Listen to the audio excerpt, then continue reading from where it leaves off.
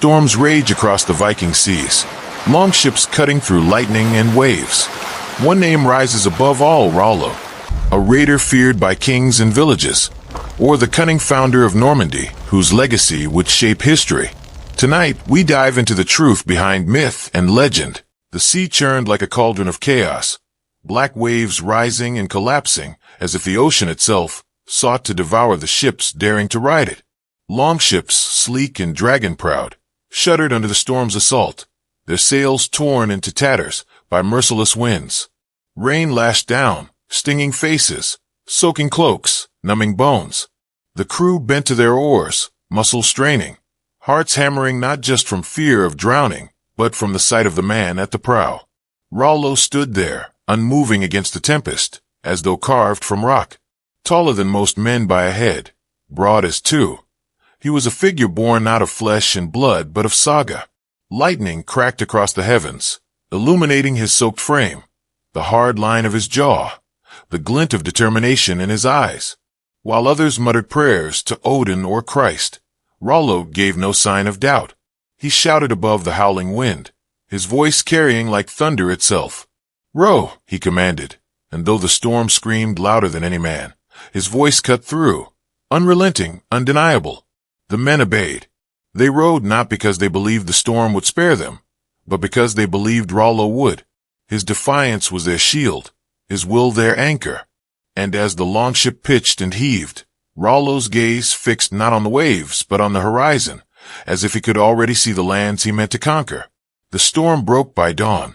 The ocean lay calmer, though scarred with whitecaps, and mist curled over the waters. Exhausted men collapsed onto their benches, salt-crusted and trembling, whispering thanks to the gods for sparing them. But Rollo did not rest. His hands gripped the rail, his eyes searching the shifting fog until, like an apparition, the green edges of Francia appeared. To most, it was salvation. To Rollo, it was promise. The Frankish coast lay unprepared. Villages drowsed beneath smoke curling from hearths. Fishermen hauled nets ashore. Children played near riverbanks. They did not know the wolves of the north had arrived. The longships glided silently, shadows on the tide, their oars dipping in practiced rhythm. Then, with the rising sun behind them, horns blared. The raid erupted with terrifying speed. Villagers scrambled, women screamed. Soldiers barely gathered shields before the Vikings were upon them. Roofs ignited as torches flew. Arrows whistled. Steel rang against steel. Rollo moved through it all like a storm given form. His axe cleaved shields. His roars scattered defenders. He was not reckless. Every strike was measured. Every order shouted with purpose.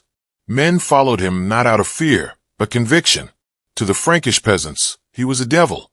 To his warriors, he was ironclad certainty. The fields ran red. Yet unlike other raiders, Rollo spared livestock, seized grain, demanded tribute instead of annihilation. Where lesser jarls burned for pleasure, Rollo calculated.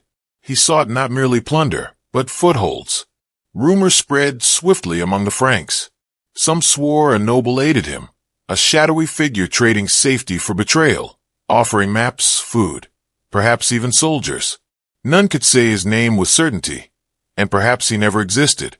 But whispers persisted, weaving myth and truth into the same tapestry. Who could know for sure? In Rollo's orbit, loyalty and treachery often wore the same mask. The sagas of the north told of him as a giant, a man too heavy for a horse, forced always to stride into battle on foot. They claimed his feasts lasted for days. His drinking horns never ran dry. His appetite as boundless as his rage. But the chronicles of the Franks painted another figure, still vast, still terrifying, but shrewd, with a commander's discipline. Which was real? Perhaps both. Perhaps neither. In that age, legend clung to every great man like sea spray to a ship's hull. The raids grew bolder. Monasteries fell. Towns paid tribute. Rivers ran thick with Viking ships. Each victory etched Rollo's name deeper into Frankish dread. Yet with each sack, each treasure hoard seized, he felt a truth gnawing at him. Silver glittered but vanished quickly. Wine flowed but never satisfied. A man could raid until old age broke him, but what legacy would remain? Smoke, ashes, and forgotten graves. Still, He pressed forward. At Rouen, fires lit the night sky as defenders crumbled. At Bayeux, bells tolled in vain as monasteries bled relics into Viking hands. Rollo strode through it all, a predator claiming ground not just for hunger, but for something unspoken. His men began to notice. He marked fields with his gaze, lingered over stone fortresses as if imagining them not destroyed. But the Franks grew desperate. Charles the Simple, king in name though mocked for weakness, heard reports of devastation piling high as corpses. His armies faltered, his people starved, his throne trembled. No sword could stem the tide of Northmen. So he turned to what kings loathe most, compromise. And word reached Rollo's camp. Not an offer of tribute, as so many before. This was something more dangerous. Charles would not simply pay for peace. He would grant land itself. When Rollo heard, silence fell over the campfire circle. His warriors exchanged doubtful glances, some spitting into the dirt. Land? From a Frankish king? To live not as raiders, but as rulers? It was betrayal to the Viking way. Yet, to Rollo, it was temptation. That night he walked alone along the riverbank, the water dark as obsidian under the moon. His mind thundered louder than any storm. To accept would mean bending to a foreign king, embracing laws not his own, perhaps even the baptism of Christ. To refuse would mean endless war, until even his strength could not shield his people. He stared at the reflection of the moon rippling in the current, torn between two fates. The sagas claimed he laughed when the offer was made, mocking the king, declaring no Northman would kneel.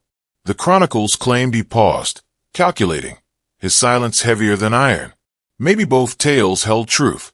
What is certain is that something shifted in him that night. Behind him, his men still feasted, still believed tomorrow would bring another raid, another blaze. But Rollo stood at the crossroads of legend and history. To remain the eternal raider was to fade one day into ash and memory. To seize land was to carve his name into stone, for centuries unborn. The waves lapped at his boots. The land stretched before him, fertile and fragile, waiting. He clenched his fists, the decision not yet spoken, but alive in his chest. The dawn would bring more than blood. It would bring a choice no Viking had ever dared make. Rollo, the scourge of Francia, the terror of villages and kings, now faced a battle greater than any fought with axe or shield. Would he remain the wolf of the sea, forever hungry, forever cursed to roam?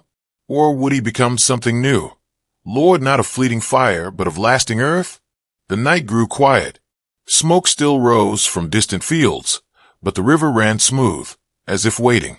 And Rollo, silent beneath the fading stars, stood poised on the edge of a transformation that would change the fate of Europe itself. The battlefield was quiet now, a silence more dreadful than the clash of steel. Smoke curled upward from ruined farms. Charred beams jetted into the sky like broken bones, and the stench of blood lingered over Francia. King Charles rode among the wreckage, with a company of weary knights.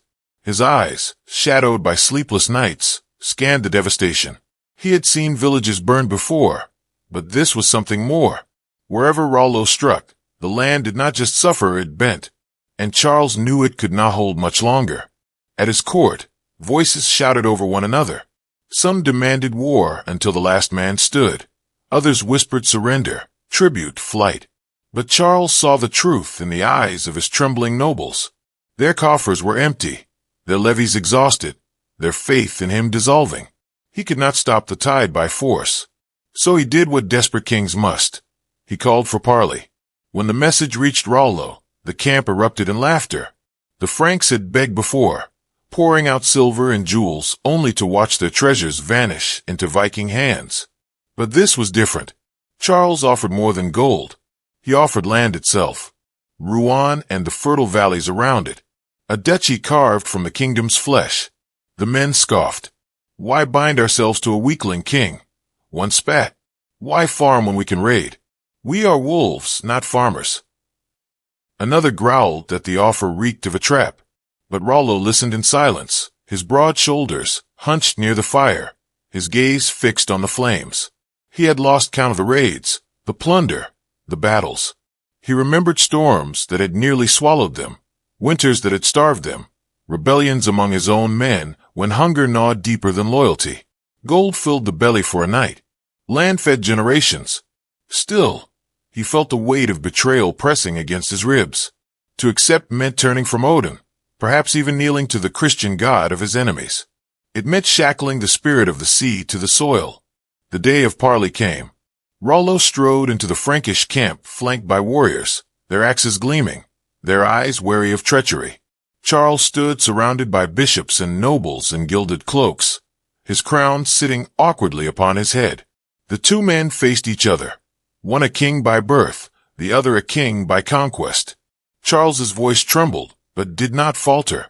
He spoke of peace, of safety for his people, of a pact that would make Rollo not an enemy, but a guardian. In exchange for land, Rollo would defend Frankia's borders from other Vikings, turning wolves against wolves. The courtiers held their breath as silence hung between them. Rollo's jaw tightened. He looked around at the nobles, pale and stiff with fear, then back at the king, who dared treat him as equal. "And if I accept," he rumbled, his voice like a boulder sliding down a mountain. "What binds your promise?" Words break easily. The bishop stepped forward, speaking of holy oaths, of baptism, of pledges before God.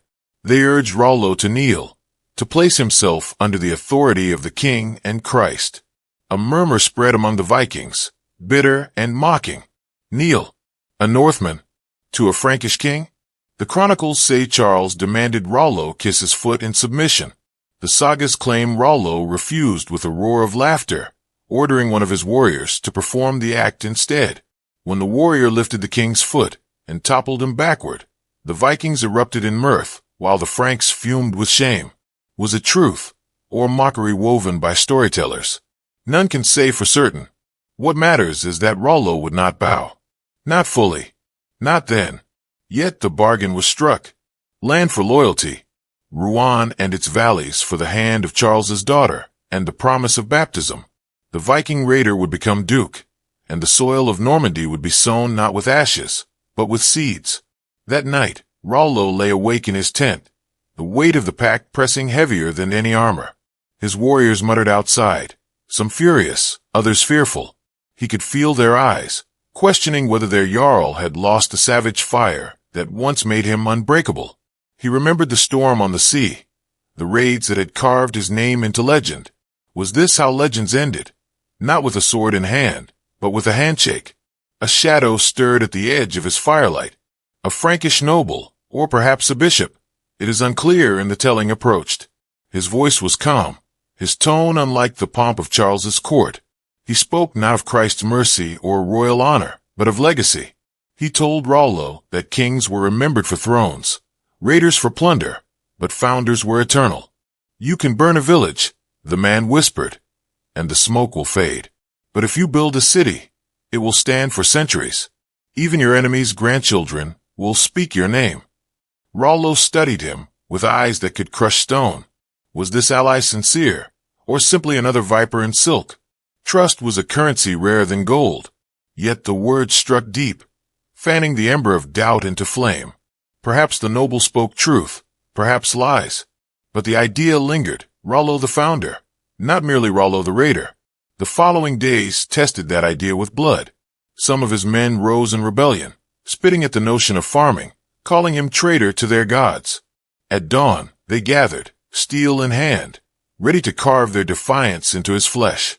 Rollo met them head-on, his axe swinging in brutal arcs, the ground slick with the fury of his blows.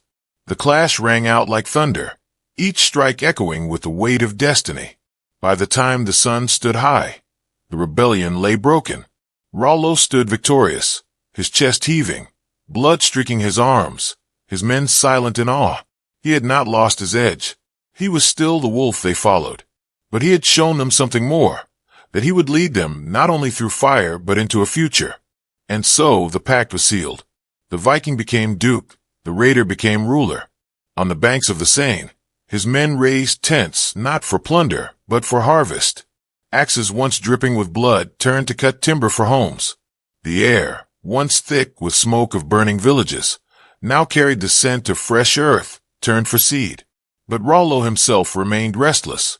At night, He walked a new land, his boots sinking into soil that was now his. He stared at the fields stretching before him, and at the river winding through the valleys. This was no longer a prize to be looted. It was a burden. To rule meant more than power. It meant responsibility. The chronicles say he accepted baptism, a great ceremony where holy water touched the brow of the wolf of the north. Some say he smiled. Others claim he sneered even as the bishop's words fell upon him. Was it faith, or only politics? None can know. What is certain is that a transformation had begun. Yet the path ahead was treacherous. Allies were fickle, enemies multiplied in the shadows, and his own heart warred between two worlds, the sea that had made him, and the land that now bound him. As he watched his men sow the first seeds of grain into Norman soil, Rollo felt the weight of centuries pressing upon him. The raider was dead. Or perhaps not. Perhaps he only slept, waiting to be awakened by fire once more. The land was his. But whether it would be born of peace, or consumed again by war, that remained to be seen. The land of Normandy began as a scar. The valleys along the Seine bore the memory of fire, the charred husks of monasteries, the hollow shells of villages. Yet under new hands, life stirred again. Fields were plowed where corpses had once lain. Timber halls rose where ash had blown across the soil. The people who had once trembled at the sound of Viking horns now looked out at the rivers with wary hope. And at the center of it all stood Rollo. No longer just a raider commanding longships. He was now Duke, a ruler bound not by oaths of blood but by laws and treaties. To the Franks, he was protector, a shield against other Northmen who prowled the coasts. To his own warriors, he was still the wolf, but one who had traded the endless hunt for a cage of land and politics. The transformation was not smooth. Rollo's Viking blood still burned hot. He stalked his halls with the restlessness of a man born to the sea. At feasts, he drank heavily, his booming laughter shaking rafters, but in his eyes lay the hunger for something more primal than courtly life. He had bent, but not broken. The Frankish nobles watched him with suspicion. Some sneered that he was a barbarian dressed in silk, unfit for the titles bestowed upon him. Others, grudgingly, saw his strength as a blessing. For while they played their games of intrigue and betrayal, Rollo's mere presence kept their borders safe. Raiders who once struck with impunity now thought twice, for they knew Normandy was no longer prey. It had become predator. Yet for all his strength, shadows lingered. Rollo's Viking kin across the sea mocked him as weak, accusing him of betraying the old gods. Rumors swirled of rival jarls gathering fleets to challenge him, to tear Normandy apart before it could take root. Even within his own ranks, some of his warriors whispered discontent. Farming felt like shackles to men who had lived by the sword. The test came soon enough. Word reached Rollo that a coalition of Vikings had landed on Norman shores, determined to unseat him and claim the fertile valleys for themselves. They were led by men who had once feasted at his side, men who saw him as traitor. Night fell over the Seine as fire lit the horizon. Villages burned, screams echoed across the fields, and the scent of smoke carried on the wind. Rollo stood upon the ramparts of Rouen, his jaw clenched. He had traded axe for crown, but fate had not forgotten him. The raider within him stirred again. The battle that followed was not one of quick raids or fleeting strikes. It was a siege, brutal and grinding.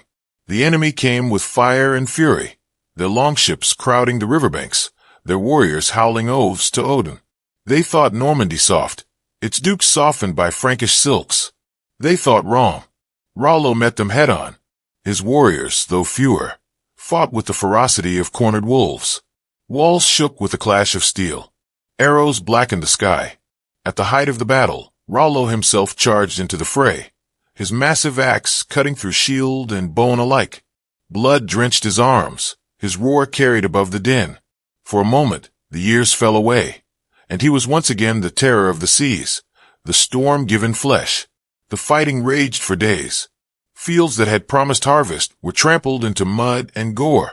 Norman villagers cowered in their homes, praying to Christ, while Viking warriors invoked Thor. Faiths clashed, but steel spoke louder than prayers. At last, under a crimson dawn, Rollo's enemies faltered. Their fleets lay in ruin, their bodies strewn across the land they had hoped to seize. Victory was his, but not without cost. Too many of his men lay dead, men who had followed him since the first raids. Their absence left hollows in the feast hall, silences that laughter could not fill. Rollo stood upon the battlefield, the corpses of friend and foe alike scattered around him. Smoke curled upward, blotting out the morning sun. He clenched his fists, his chest heavy with triumph and grief. He had defended his land, yes. Normandy lived, but in doing so, he had shed blood not of enemies alone, but of brothers.